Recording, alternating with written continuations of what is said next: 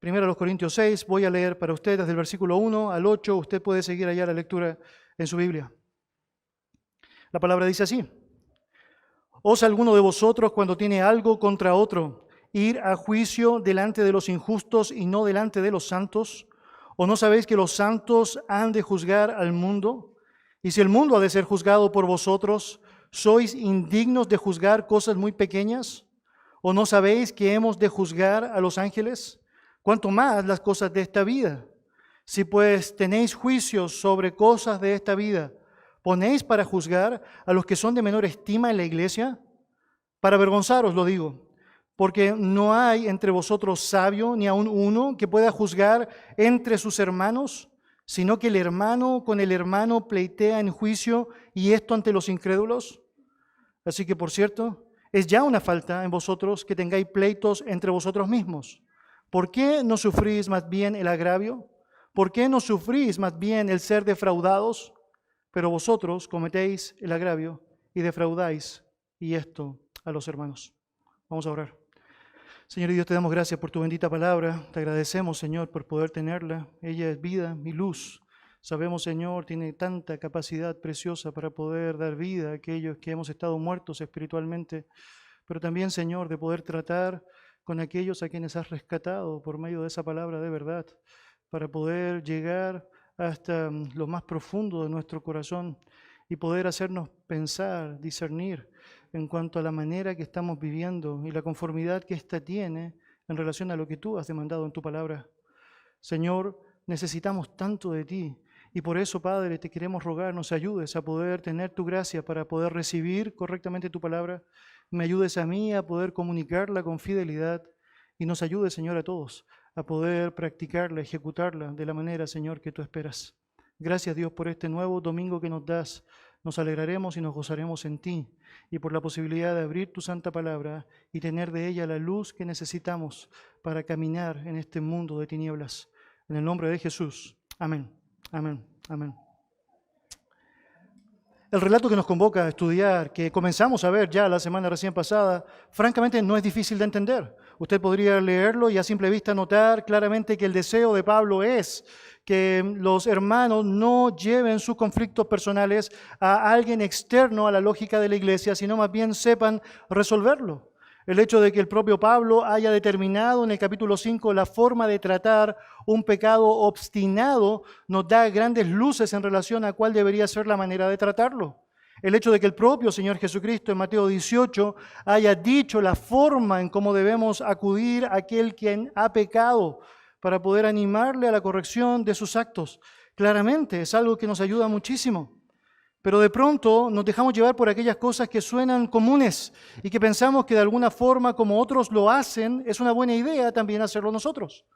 Tal como les mencioné la semana recién pasada, la cultura griega tenía esa costumbre de buscar siempre un testigo para poder resolver una discusión entre dos personas, luego buscar un quinto que pudiese resolver entre ellos, luego ir a un tribunal de 40, luego ir a un tribunal de 100, luego ir a un tribunal de 200, en donde finalmente el pecado que podía ser resuelto de una manera muy sencilla terminaba francamente por ser divulgado y por medio del cual se generaban un montón de rencillas ahora públicas, un montón de situaciones en donde el nombre de nuestro Señor terminaba siendo blasfemado. Piénselo así. ¿Cómo es posible que los cristianos que dicen tener al Dios verdadero, que dicen tener la palabra verdadera, no sepan resolver un conflicto? Pero de pronto, nuestra carne, muy obstinada, piensa que realmente no puede hacerlo, porque francamente no quiere hacerlo. No quiere hacerlo. Cuando miramos la palabra del Señor, nos damos cuenta que aquí tenemos un problema que es serio, es serio. Y cuando terminamos la semana recién pasada, les mencionaba que hay ciertas cosas que claramente serían distintas en nosotros cuando entendemos textos como estos y pensamos no solo en la simpleza de lo que señala, sino más bien nos quedamos estancados en lo difícil de cumplirlo. Y es porque de alguna manera no estamos considerando a Dios de la manera que Él se ha revelado en su palabra. ¿Cuánto cambiaría en nosotros si creyésemos en las palabras de Dios? Y confiásemos correctamente en todo lo que Él dice, confiásemos abiertamente que Él señala, que cuida de nosotros, que así como tiene cuidado de las aves, mucho más de nosotros. Y de pronto nos sentimos agobiados y pensamos que nadie tiene preocupación por nosotros, por lo tanto nos sentimos tentados a hacer lo que el mundo hace. ¿Cuánto cambiaría de nosotros si creyéramos con todo nuestro corazón que Él dijo, no te dejaré ni te desampararé? He aquí, yo estaré con vosotros todos los días hasta el fin del mundo.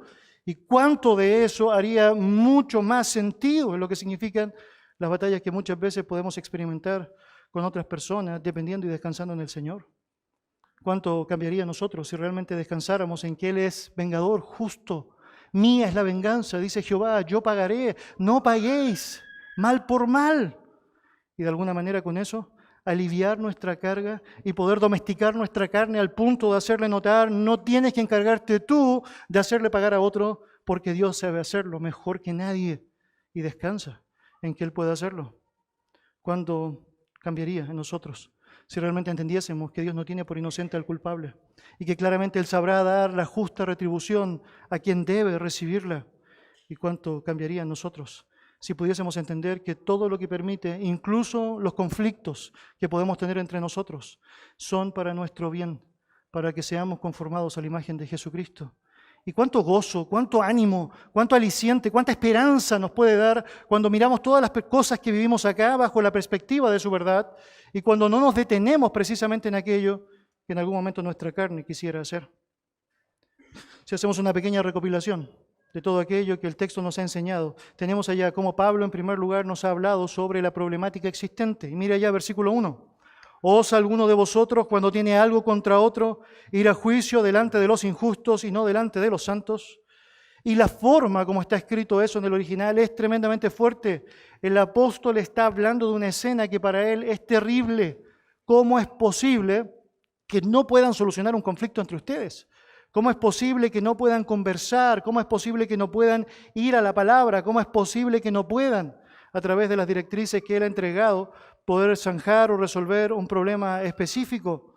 Y naturalmente, lo que lo hace mucho más terrible a eso no es que tú no puedas resolverlo con otra persona, es porque puedes bíblicamente buscar a alguien que pueda ayudarte dentro de la congregación.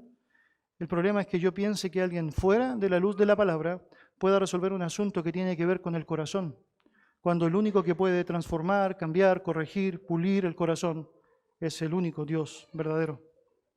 Entonces el creyente en Corinto lo que está haciendo es pensar que aquello es correcto y van directamente hacia los injustos, una terminología que es usada básicamente para contrastar entre los injustos y los santos, o los no justificados por gracia, los incrédulos, y aquellos que sí han sido santificados, apartados por Dios para salvación.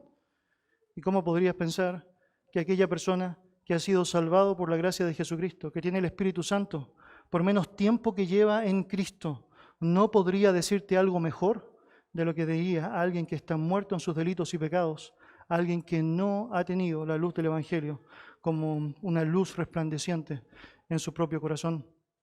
Por lo tanto, allá tenemos un problema y con eso una gran paradoja. Es porque si el cristianismo es el que ofrece la esperanza al mundo, ¿qué es lo que hacen los cristianos entonces al poner su esperanza en el mundo? Es cuando un cristiano piensa que de alguna manera la provisión de su vida puede ser obtenida fundamentalmente a través de cualquier lógica, menos de Dios, y no darse cuenta que Dios está detrás de cada una de aquellas lógicas para proveernos, sustentarnos, bendecirnos, animarnos. Es como no pensar. Claramente Dios, sabiendo nuestro corazón, nos ha dicho todo lo que tenemos que saber para poder tratar una circunstancia y para poder corregirla. Entonces, los creyentes allá estaban haciendo algo incorrecto y lo que lograban con eso era básicamente ridiculizar al cristianismo, dividir la iglesia, blasfemar el nombre de nuestro Señor y obviamente divulgar aquello que era francamente innecesario. El asunto es, si tenemos un problema, debemos tratarlo, debemos enfrentarlo, y Dios se ha encargado a través de su palabra de decirnos cómo hacerlo, pero precisamente ese no es el camino que deberíamos seguir.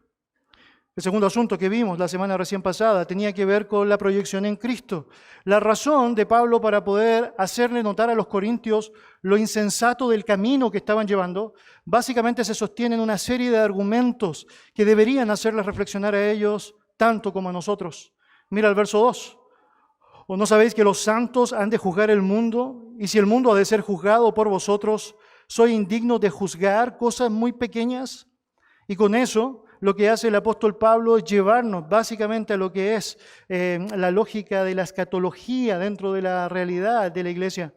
Es asumir que un conocimiento del futuro nos da bases sólidas para saber movernos y actuar en el presente. En ese sentido, él está planteando una escena que va a suceder. Llegará el momento en donde los santos tendremos el privilegio de juzgar al mundo.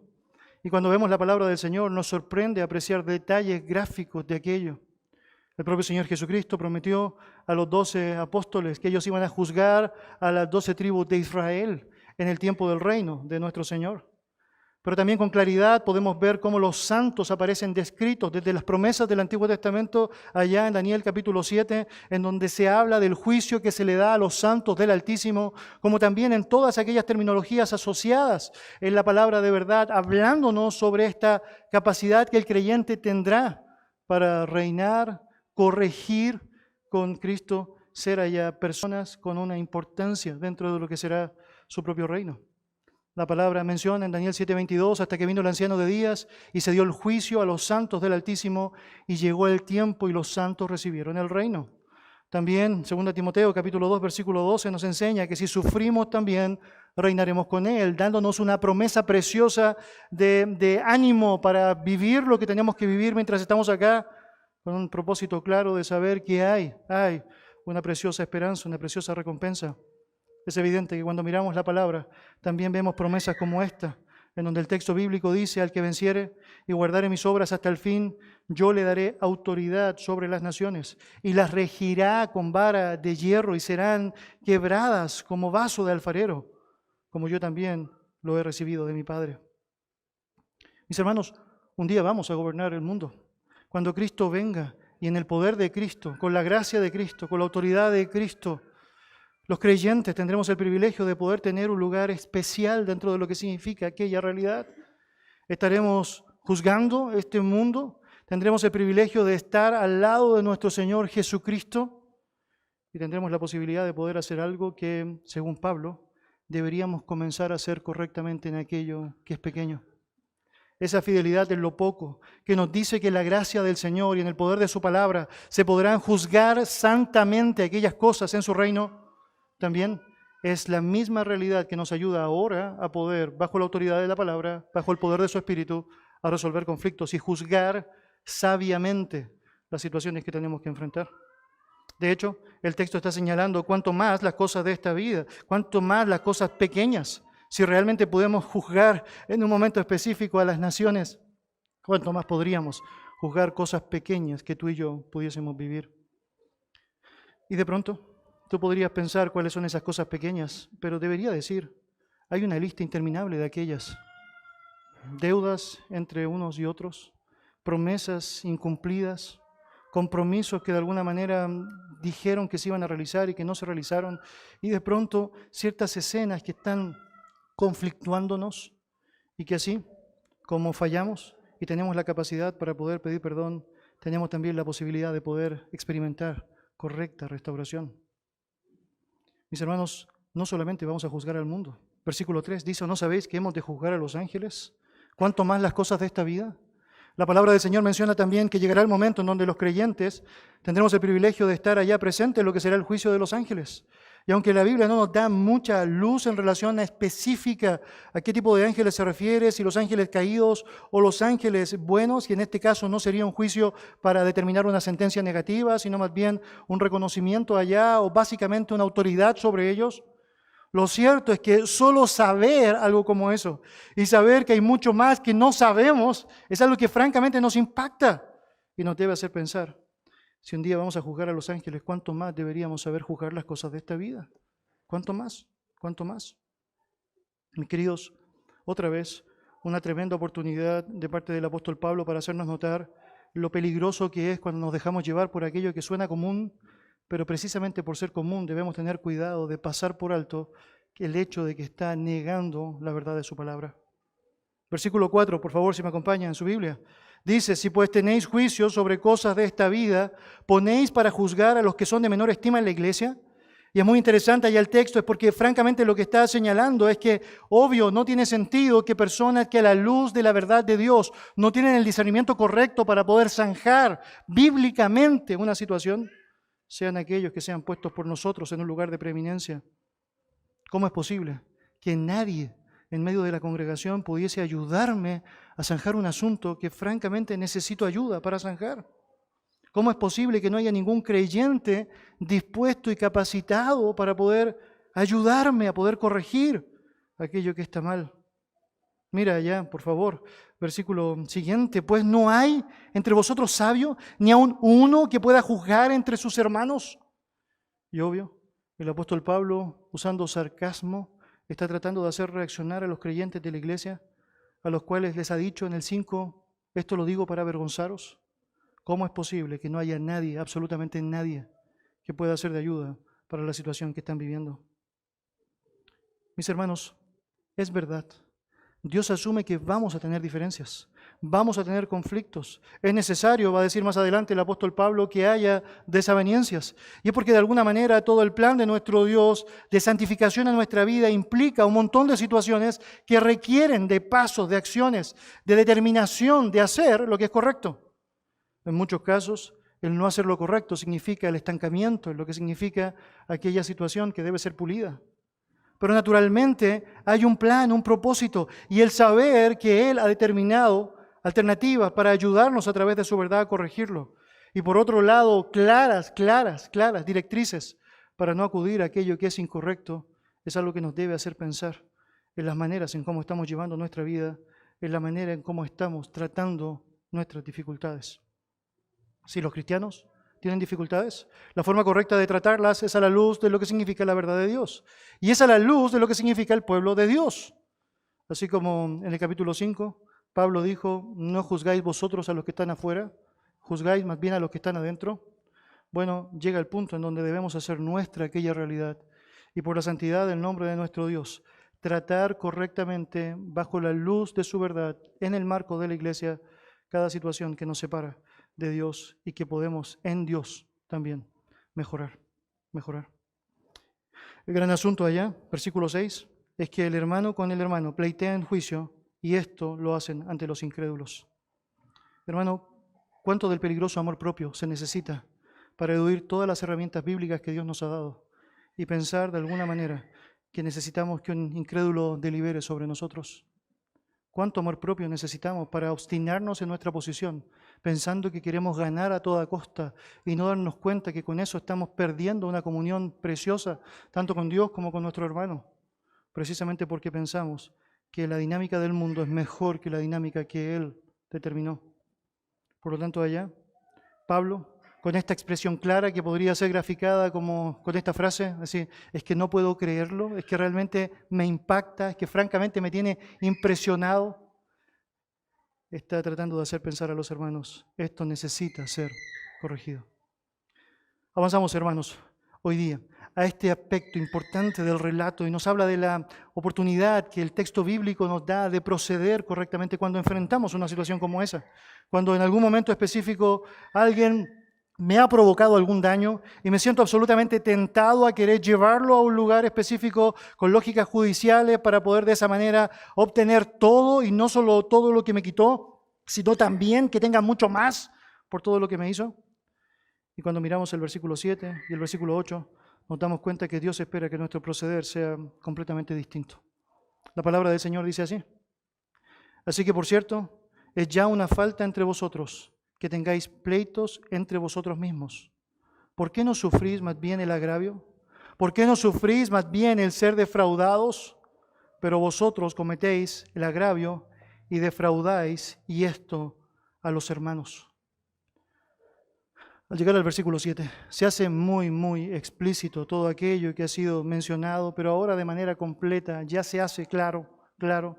Ante los ojos de Dios, el solo hecho de pleitar o litigar, que es la palabra literal allá con un creyente, es una falta. De hecho, la palabra falta que aparece ahí en el texto en el versículo 7 es una palabra que en su significado preciso, la traducción sería derrota o fracaso. Bien interesante, la Nueva Versión Internacional traduce ese versículo de la siguiente manera.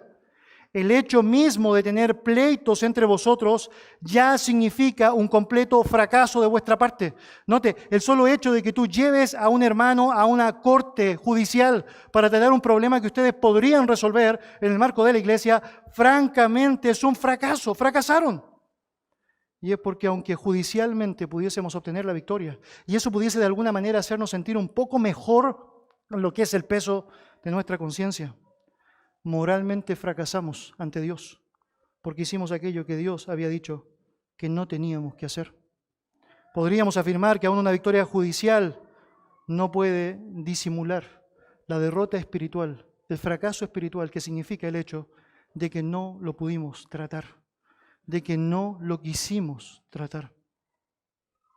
Mis queridos, es una derrota o un fracaso, porque en el contexto precedente se nos indica que era posible el hecho de buscar a alguien dentro de la iglesia para que nos ayudara a corregirlo.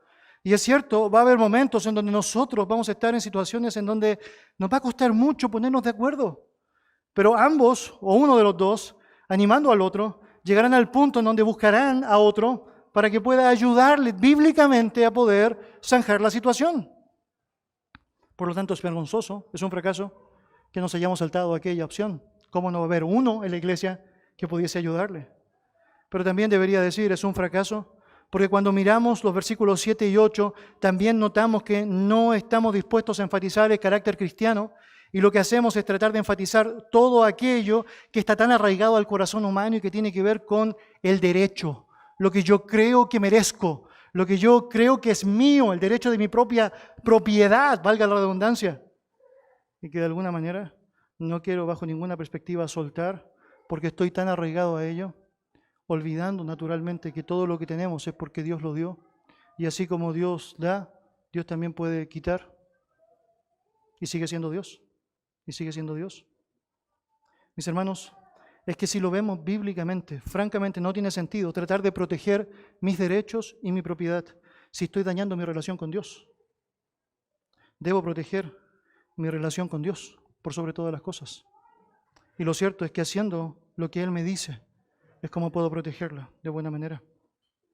Entonces, ¿cuál debería ser la actitud que debería tomar? ¿Cuál debería ser la reacción que debería tener frente a una situación de complicación con alguien en donde aparentemente hay algo irreconciliable allá, donde aparentemente si no hago algo más, y estoy pensando muchas veces en lo judicial, voy a perder?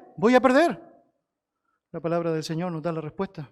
Mira allá lo que dice el texto bíblico, versículos 7 y 8. ¿Por qué no sufrís más bien el agravio? ¿Por qué no sufrís más bien el ser defraudados? En términos bíblicos, lo que un creyente debería tener presente cuando hay una diferencia, una distancia, una situación en donde a alguien le ha fallado, pensar que es posible en el Señor, en su gracia, con su ayuda, asumir con gozo la pérdida. Y permítame decir dos cosas acá que creo que son importantes. Es que si realmente crees que Dios es tu justicia, tú puedes descansar en Él. Es que es tu justicia. No sé si usted ha leído pasajes, pero a mí me sorprende de pronto leer los evangelios y ver cómo Dios dice que debemos darle dinero a aquellos que no tienen cómo devolverme. Y es muy interesante eso, porque dice, si ustedes le dan a aquellos que le van a devolver, bueno, hacen lo mismo que hace el mundo, ¿no? Porque el mundo le presta a los que le van a devolver. Pero si ustedes le dan a aquellos que no pueden devolverle, ¿qué dice la Biblia? Bueno, Dios se encarga de devolvértelo. Es que de pronto nosotros pensamos de una manera muy cortoplacista, la verdad obviamente muy humana, es que pensamos que si Él me debe el dinero y Él no me ha pagado el dinero y yo no hago nada por eso, francamente estoy ahora siendo un estúpido porque francamente esa persona se quedó con mi dinero. Y de pronto por alguna razón alguien me bendice con una cuota o un monto específico similar al que la otra persona no me quiso pagar. Y yo digo, oh, qué bueno, qué bendecido soy, ¿no? Me lo merezco, pero este me lo debe. Y no me doy cuenta en la práctica que francamente Dios se encarga. Él es justo, Él sabe hacer lo que tiene que hacer, pero yo debo aprender a hacer lo que me corresponde hacer. Debería decir otra cosa que creo que es importante. Si creemos que Dios es nuestro proveedor y es el dueño del universo, no importa lo que te roben, nunca te faltará. Es decir, ¿no conoces el Salmo 23? ¿No has dicho el Salmo 23? Es que no tiene sentido poder pensar en un tema como este y eludir el Salmo 23, ¿o no? De hecho, yo estoy seguro que usted podría responder conmigo la siguiente frase o repetir conmigo la siguiente frase, ¿o no? Jehová es mi pastor. Y de pronto pasamos allá, aunque ande por valle de sombra y de muerte, no temeré mal alguno. ¿Por qué? Porque tú estarás conmigo. Y de pronto es como un rechazo abierto a lo que significa la realidad del Salmo 23, pensando de alguna manera que no, es que eso que me robó es lo que me falta. Y Dios está diciendo, no. Acompáñame por favor a Mateo capítulo 18. Y me sorprende en demasía cómo el capítulo 18 de Mateo está tan lleno de riqueza en cuanto a lo que significa precisamente la conexión con Corintios 5 y Corintios 6. Es que los primeros versículos allá están hablando específicamente de lo que es la disciplina eclesiástica y cómo tratar correctamente los pecados que vamos a enfrentar, cómo tratar la obstinación allá, muy ligado a lo que es la enseñanza de 1 Corintios 5 y también hablándonos con mucha claridad de cómo si Dios diseñó un formato al que no debemos eludir o del que no debemos escapar. Pero cuando avanzamos allá en el capítulo 18, conectado con aquella misma realidad, hay una historia que Jesucristo quisiera que tú y yo pudiésemos considerar de buena manera.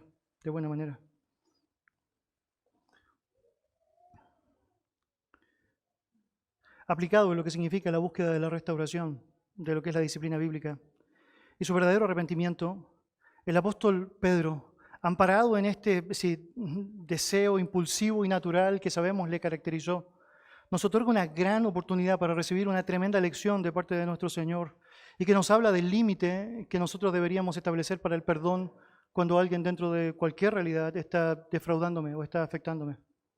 Cuando hablamos del perdón, hablamos de uno de los aspectos que es más complejo en lo que significa la práctica cristiana. La razón es que tanto nuestro orgullo, por un lado, como la sensibilidad humana, la vergüenza, la ira, atentan negativamente contra la ejecución, contra la entrega de lo que significa el perdón. La paradoja es muy interesante allá, es que nada de lo que aflora de mi pecaminosidad humana ayuda para restaurar correctamente aquello que está involucrado en una relación. Es más, todo aquello que agudiza el conflicto endurece mi corazón. En relación al resentimiento, Agustín dijo una frase muy interesante: el resentimiento es como tomar veneno y esperar que la otra persona se muera. Y de alguna manera esto es lo que sucede. Cuando tú y yo nos desligamos de las formas que Dios tiene para establecer soluciones y empezamos a albergar resentimientos, iras y deseos de venganza, cuando no nos damos cuenta que francamente los únicos que se están provocando un daño atroz con eso somos nosotros mismos. Porque del otro se va a encargar Dios. En contraste, una convicción bíblica basada en lo que es mi obediencia a Dios, mi disposición a hacer lo que Él ha determinado, me permite saber que Él tiene el control, que Él sabe lo que permite que suceda y que aferrado a esa verdad puedo claramente ser defendido, puedo también claramente ser restaurado. Nunca olvide que no se trata de nosotros, no se trata de la idea de un cristiano que vive para sí, para sus cosas, para su propia realidad, para su propio ego estimulado de alguna manera, sino que se trata básicamente de Dios y todo lo que Dios nos habla en relación a las relaciones humanas está enfatizado con una palabra y una práctica muy, pero muy necesaria de dimensionar. Es el perdón, Mira ya, versículo 21 del capítulo 18 de Mateo. Capítulo 18 de Mateo, versículo 21. Entonces se le acercó Pedro y le dijo: Señor, ¿cuántas veces perdonaré a mi hermano que peque contra mí? ¿Hasta 7? ¿Hasta 7? Mire, bajo el contexto de la disciplina, Pedro está mencionando allá, es decir, una pregunta que obviamente tiene sentido. ¿Cuál es el límite? ¿Cuál es el límite que debo aceptar que alguien falle? Obvio, Dios ha hablado: si tu hermano peca contra ti, ve tú, repréndele estando tú y él solo, si se arrepiente has ganado a tu hermano, y así sucesivamente. Entonces, Pedro necesita saber, pero ¿hasta cuándo? ¿Hasta cuándo? Y él está diciendo entonces, hasta 7. Y debo decir con esto que francamente Pedro está siendo tremendamente generoso a lo que era el concepto judío del perdón. Los judíos tenían arraigado allá la idea de que 3 veces era el tiempo determinado, las veces determinadas que alguien podía fallar. Ellos de alguna forma habían malinterpretado la profecía de Amós, en donde habla de las 3 oportunidades que Dios le dio básicamente a Damasco, a Gaza, a Tiro. Y ellos pensaron, bueno, como Dios le dio 3 oportunidades a ellos para arrepentirse, bueno, entonces ese es el límite del perdón. Y obviamente no habían entendido bien el pasaje. Dios no estaba diciendo que solo 3 veces perdona, si no nosotros estaríamos liquidados o no, sino más bien en la práctica había determinado una sentencia particular para aquellos lugares. Ahora, bajo el prisma de los rabinos, 3 veces era suficiente. Por lo tanto, Pedro, lejos de ser, para el contexto histórico en el que está trazada esta historia, alguien egoísta con la idea de dar perdón, francamente, bajo el concepto popular, él estaba siendo tremendamente generoso. ¿Hasta 7, Señor? ¿Hasta 7? Y obviamente vemos allá la respuesta de Jesús. Un poquito más, ¿o no? Mira lo que dice, versículo 22. Jesús le dijo, no te digo hasta 7, sino aún hasta 70 veces 7. Mire, aunque la oferta de Pedro había sido generosa bajo la lógica judía, lo cierto es que aún quedaba corto. Jesús va más lejos, va mucho más lejos. El Señor dice 70 veces 7. En otras palabras, la oferta de Pedro es multiplicada 70 veces allá. Jesús, aunque la forma de expresión sigue la línea de la pregunta de Pedro, obviamente quiere dar luz de algo que va mucho más allá de un límite específico, ¿no? Es que no se trata de una cuestión de cálculo particular, sino más bien se trata de entender la importancia de una práctica sin límites, sin límites. Usted podría preguntarse, por ejemplo, ¿no? Es decir, ¿cuánto debo amar a mi esposa? ¿Cuánto debería amar a mi marido? ¿Cuánto debería amar a mis hijos? Es decir, ¿cuánto debería perdonar? Y la respuesta seguirá siendo la misma. Es decir, todo, todo, todo. Y Jesucristo quería, francamente, que esto quedara presente en la vida de Pedro, y no solo él, sino que todos los demás que estaban escuchando. La palabra del Señor enseña en Lucas capítulo 17, versículos 3 y 4. Mirad por vosotros mismos. Si tu hermano pecare contra ti, repréndele. Y si se arrepintiere, perdónale. Y si 7 veces al día pecare contra 7 veces al día, note, esto va un poquito más allá. Y 7 veces al día volviera a ti diciendo me arrepiento, ¿qué dice el texto? Perdónale, perdónale, perdónale, perdónale. De vez en cuando, yo estoy pensando en la secularización que muchas veces la iglesia se ve expuesta a enfrentar y cómo muchas veces adoptamos modelos mundanos, incluso en nuestro léxico, en la forma en cómo nos referimos a ciertas situaciones. Y necesitamos pensar en eso, ¿no? Muchas veces pensar en creyentes que pudiesen decir frases como esta, el que me la hace, la paga.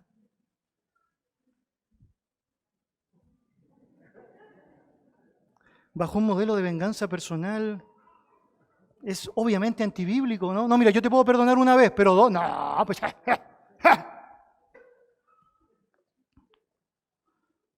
Queridos, eso es antibíblico, sáquelo de allí, sáquelo de su léxico, sáquelo de su corazón, no tiene sentido.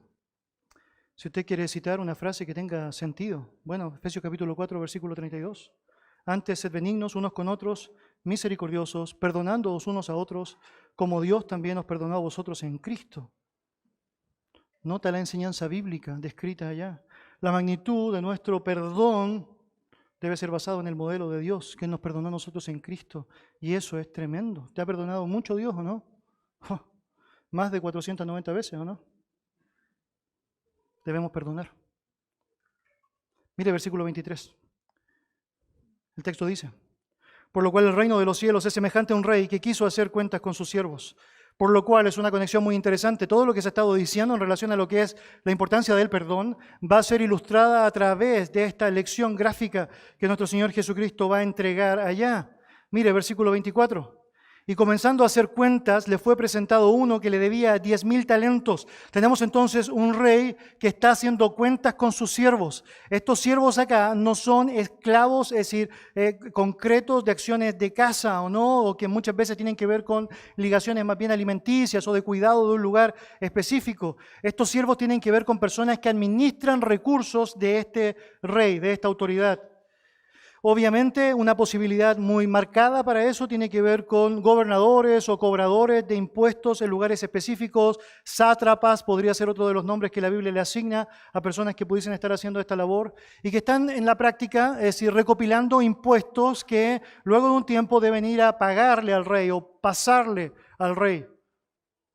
Y dice allá que mientras está sucediendo eso, uno que llega allá, que era uno de esos siervos, le debía 10,000 talentos, 10,000 talentos. Y bueno, obvio que cuando pensamos en el detalle de eso nos hace pensar un poquito en que le debía un montón de dinero, un montón de dinero. Déjeme explicar acá un poquito de la historia. El talento descrito acá históricamente es el talento ático. Y bueno, hace referencia básicamente a no menos de 6,000 denarios. Esa era su equivalencia. Ahora, a razón de 6 denarios por semana, porque las personas ganaban un denario al día, ese era el promedio, y usted podría otra vez tratar de sacar la cuenta, 6,000 denarios es un talento. Usted podría notar que 10,000 talentos es mucho, es muchísimo, es muchísimo. De hecho, necesitaría más de 1,000 semanas para ganar un talento. Por lo tanto, en la vida, esta persona, que obviamente hizo un pésimo negocio con el dinero que estaba sacando allá, podía haber pagado, trabajando normalmente, esa deuda que se había acumulado. Esa deuda que se había acumulado. Si un sátrapa hubiese ganado aún 100 veces más de lo que ganaba un siervo normal, aún así, su vida no sería suficiente para pagar con exactitud toda la deuda que le tenía a este rey. Déjeme simplemente para calcular eso y darle ayuda importante.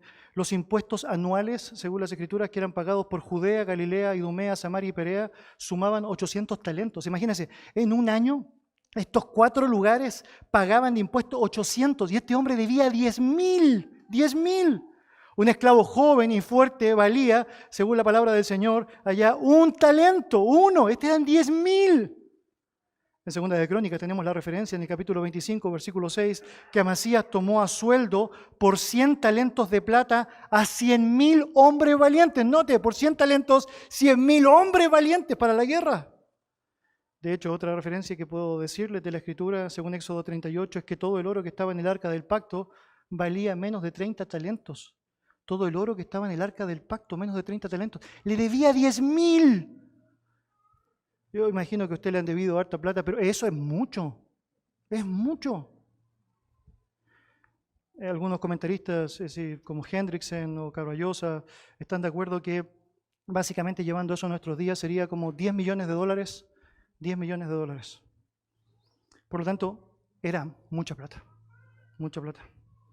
Ahora, ¿cómo llegó a esa suma tan grande? ¿Cómo es posible que este hombre le haya debido tanta plata o no? Es decir, ¿dónde sacó tanto tiempo para tener tanto, no? Para gastar tanto. Es obvio, según el texto bíblico, que no era suyo.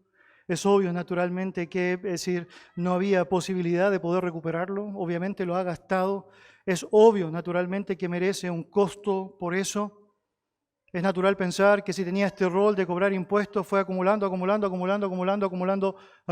y precisamente llegó el momento en donde su pecado le alcanzó. Lo cierto es que para él era una cifra francamente impagable. Por lo que lo más lógico en su contexto era que, fuese entregado como un esclavo y que a través de la esclavitud tratara de expiar en parte esa deuda. Pero lo cierto es que aún eso no sería suficiente. De hecho, la sentencia es muy clara. Mira lo que dice el versículo 25. A este, como no pudo pagar, ordenó su señor venderle y a su mujer e hijos y todo lo que tenía para que se le pagase la deuda. Note eso, es decir, no solamente él tenía que ser esclavo, sino que también su mujer, también sus hijos y todo lo que tenía sería tomado para intentar pagar esa deuda. Ahora mira la reacción desesperada del siervo, versículo 26. Entonces aquel siervo postrado le suplicaba: Señor, ten paciencia conmigo y yo te lo pagaré todo. Ten paciencia conmigo, yo te lo voy a pagar. Y hermanos, aún en esa declaración había algo, imposible de cumplir.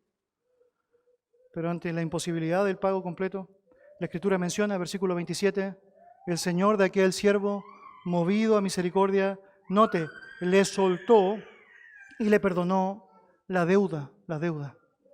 ¿Usted puede imaginar lo que significa eso? Es decir, acabas de enfrentar una situación en donde estabas expuesto a ser esclavo tú, tu esposa, tus hijos, perder todo lo que tenías y naturalmente saber que nunca ibas a terminar de pagar esa deuda. Por lo tanto, ibas a terminar muriendo así tú, tu esposa y tus hijos bajo esa misma realidad.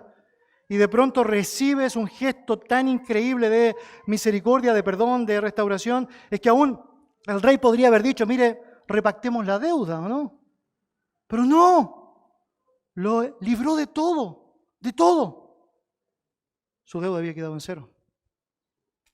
Ahora mira el contraste, versículo 28.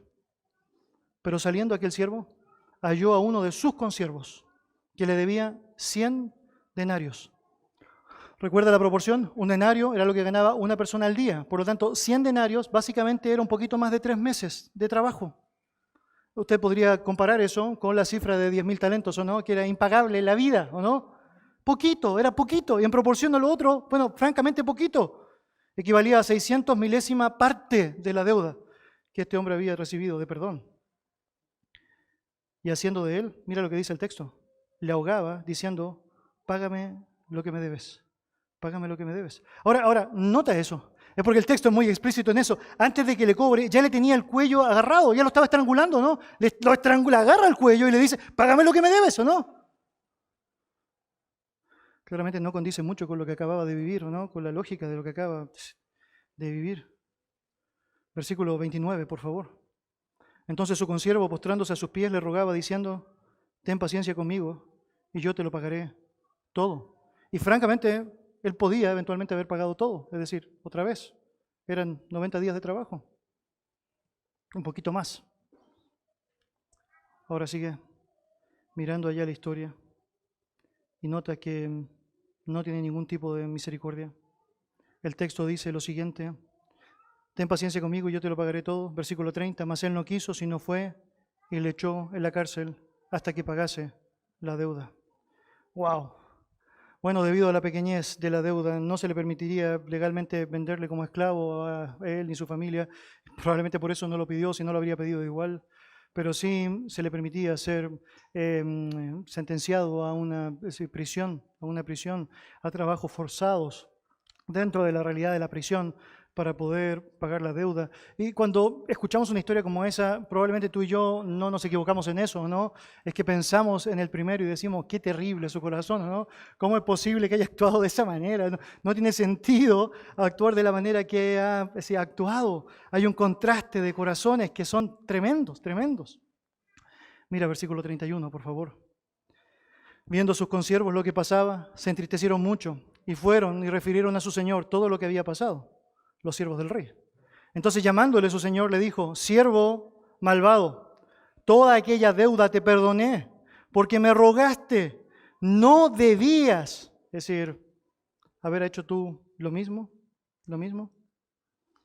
Y bueno, otra vez, mira lo que dice el texto finalmente, versículo 34, entonces el señor enojado le entregó a los verdugos hasta que pagase todo lo que debía. Al oír lo sucedido, la indignación del rey se hizo latente.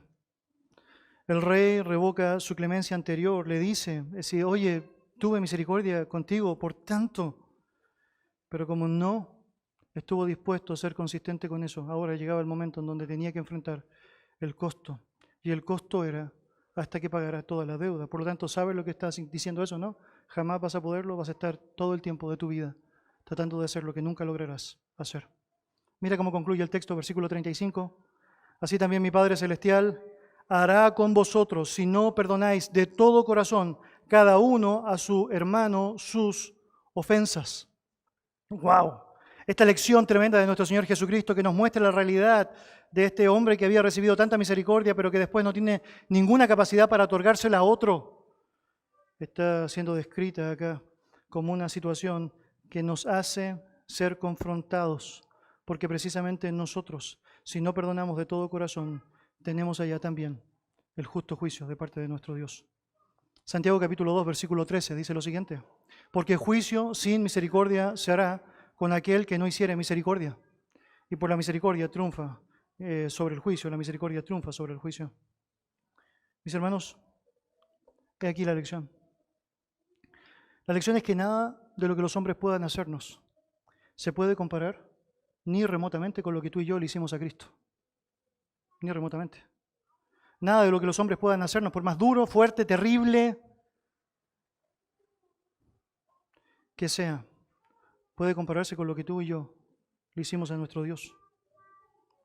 Y si Dios nos ha perdonado, la deuda que teníamos con Él, y nos mostró su misericordia de una manera tan grande, tan gigantesca, no tomándonos en cuenta nuestros pecados, dice su palabra. ¿Quiénes somos nosotros para ser de aquellos que, es decir, no liberamos del perdón a aquellos que nos han ofendido? Aquellos que nos han ofendido. Ni remotamente el daño que alguien nos puede hacer se puede comparar con el daño que yo le hice a mi Señor.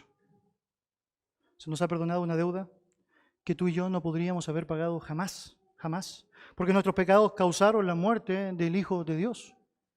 Y por eso debemos perdonar a los demás como Dios nos ha perdonado a nosotros en Cristo.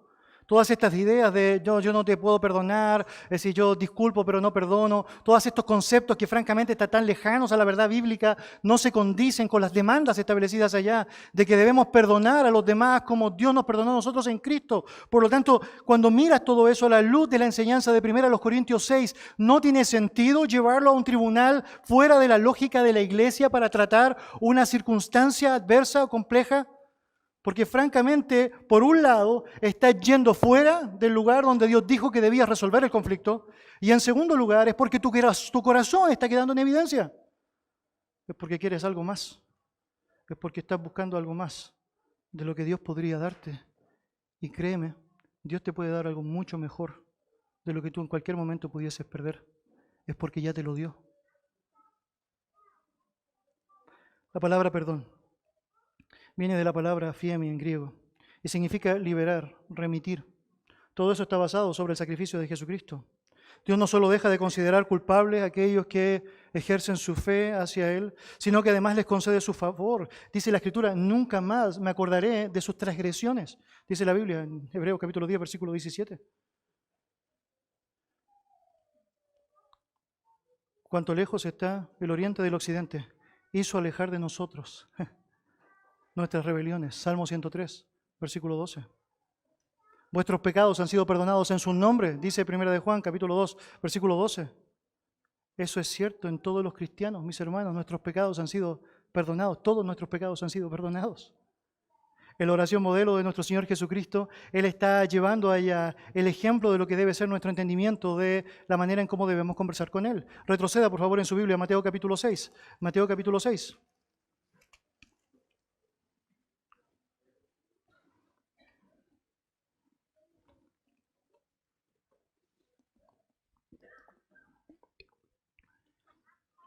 Y notas cómo desde el versículo 9 en adelante nos está explicando allá el modelo de la oración, elementos que deben estar claramente ligados a lo que significa nuestra comunión con su nombre. Y notas allá decir, Padre nuestro que estás en los cielos, santificado sea tu nombre, venga tu reino, hágase tu voluntad en el cielo, así como en la tierra. Verso 11, el pan nuestro de cada día, dánoslo hoy. Note, mire, versículo 12, la única condicionante dentro de la oración. Todo lo demás son peticiones ante Dios, deseos de querer adorarle, pero hay una condicionante en la oración que Jesús enseña que debemos tener presente. Note, y perdónanos nuestras deudas, como también nosotros perdonamos a nuestros deudores. ¿Nota lo que está diciendo allá? En la proporción que yo estoy disponible para perdonar, Dios, perdóname, perdóname, perdóname. Wow. Mire cómo sigue avanzando, versículo 13. Y no nos metas en tentación, mas líbranos del mal, porque tuyo es el reino, el poder, la gloria, por todos los siglos. Amén. Porque si perdonáis a los hombres sus ofensas, os perdonará también a vosotros vuestro Padre Celestial. Mas si no perdonáis a los hombres sus ofensas, tampoco vuestro Padre os perdonará vuestras ofensas. Hermanos, cuando llevamos a nuestros hermanos a los tribunales de justicia para que ellos determinen la sentencia de algo que me han hecho a mí, francamente puedes ganar, pero vas a perder en cuanto a lo que significa tu relación con el Dios justo, en tu deseo de agradarle y en la oportunidad preciosa de poder recibir de Él algo que es mucho mejor. El perdón es un mandato y Dios sabe defenderle mejor que nadie. Mis queridos, la Biblia no señala que los cristianos tienen prohibido entrar a un tribunal bajo cualquier circunstancia. De hecho, en algunas circunstancias, alguien te va a llevar ahí. Alguien podría llevarte ahí. Es inevitable pensar que en algún momento la iglesia de Cristo va a ser confrontada frente a tribunales. A veces puede ser simplemente por el hecho de congregarse. Y cuando estás allá y no puedes evitar que eso suceda, tú no has provocado que eso pase en términos de que no buscaste que eso llegase hasta ese punto. Lo que no quieres nunca dejar de hacer es tener el corazón que Dios quiere que tengas. Y ese corazón debe estar lejano a la venganza, lejano a la ira, lejano al resentimiento, lejano a las ganancias que nunca se comparan con aquellas que Dios puede darte. Y francamente lleno de perdón y misericordia, lleno de perdón y misericordia. Aun cuando sea inevitable llegar a un tribunal, porque alguno haya infringido alguna situación legal que implica llegar hasta ese punto, nunca el creyente debe hacer velar una motivación vengativa o un sentido de justicia. ¿Y sabe por qué? Porque no le corresponde hacerlo. Porque Dios es nuestra justicia. Porque Dios sabe hacer lo que es mejor. Porque Dios le puede dar mucho más de lo que usted pudiese perder. Y porque el testimonio de Cristo sigue en alto cuando los cristianos viven como cristianos. Vamos a orar. Señor y Dios, te damos muchas gracias por tu palabra. Señor, gracias por la claridad que ella tiene, Señor. Gracias también porque nos permites poder ser confrontados con nuestra confianza en usted, con todo lo que significa esa responsabilidad que tenemos de poder hacer lo que usted dice, Señor, conforme a su palabra. Y Señor bendito, te damos muchas y enormes gracias por darnos la oportunidad de poder tener la luz de ella, Señor, y poder no solamente saber lo que deseas que tenemos que hacer, sino que también saber que tenemos tu gracia para poder hacerlo bien, Señor. Y Dios, ayúdenos. No estamos inmunizados a la tentación de nuestra carne, al deseo de querer ir más allá, a ese resentimiento impropio que nos hace muchas veces tener una discusión, una rencilla por años con alguien con quien voy a estar por toda la eternidad en el cielo, si es tu voluntad. Y Señor, ayúdame, ayúdanos a poder ser sensibles a tu voz, Señor, poder perdonar de todo corazón, ser misericordiosos, Padre, y no eludir jamás una lección tan grande. Hemos sido tan grandemente perdonados, por lo tanto, los cristianos, mejor que nadie en el mundo, deberían ser los más grandes perdonadores. Y Señor, si en tu gracia permites que seamos, Señor, objeto de afrenta, de dificultades, de adversidades, de burlas, de malos tratos, Padre amado, que Cristo sea magnificado en nosotros, perdonando, Señor, como Él nos perdonó. Señor, gracias porque nos das oportunidades preciosas para darnos cuenta cómo formas a tu Hijo en nuestros corazones. Ayúdanos, Señor, a no querer eludir aquello, sino más bien, Señor, gozarnos, porque somos participantes, Señor, de tu gloria. En el nombre de Jesús. Amén.